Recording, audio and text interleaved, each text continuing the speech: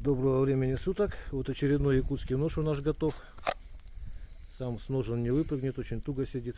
Такой дол широкий, узкий. Правится со стороны дола по плоскости. Ну и проверим его давайте сейчас. На прочность сначала. Влад, Влад, иди, иди ко мне. давай. Иди ко мне. Так, значит, подтягивается. Как ты там его ставил, нормально так устойчиво получалось. Вот, давай попробуем. Ну, с Богом, как говорится. Слетает. Может, обратной стороной? Вот, наверное, вот так-то его делать. Надо приспособу сделать специальную такую, да, чтобы щель вставлять и подтягиваться. Вот и все. Теперь давай сюда ставим. На брусочке. Кирилл, меняй позицию, оператор.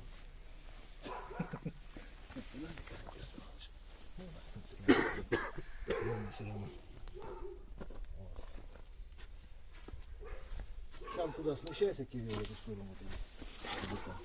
И когда отходить будешь, тоже, чтобы с этого ракурса видно было. Снимай поближе. По весь рост. Вот он еле держится просто, как бы, чтобы не упасть. Ну, видно, да, как нож пружинит. 80 килограмм веса.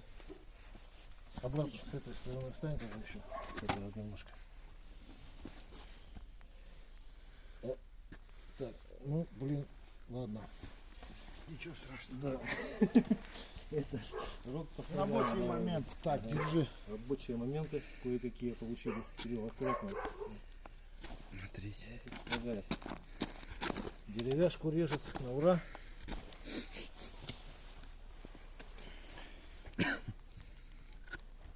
Рог лося. То есть косточку заденете, ему особо ничего не будет. По всему лезвию сейчас покажем. Когда вот так рог лося строгает, обычно вот по отзывам хватает разобрать 2 лося без заправки. Правится потом 2 минуты по плоскости со стороны дола. Вот с этой стороны, вот, которую вы сейчас видите. Со стороны линзы прямо об ножной можно об кожу. Вот. Ну и Мокрая газета. Дождь идет на улице. Давай-ка попробуем. Что-то.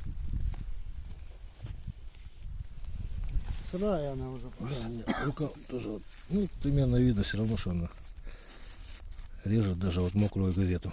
Конечно. Да, и вот еще покажу, как это, как всегда, как хвост бреет. Это вот хвост бычок, немножко уже показывал другими ножами.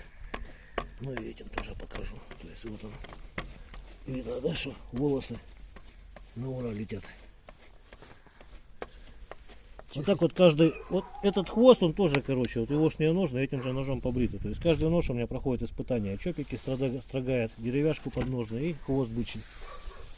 В общем, всего доброго, до свидания.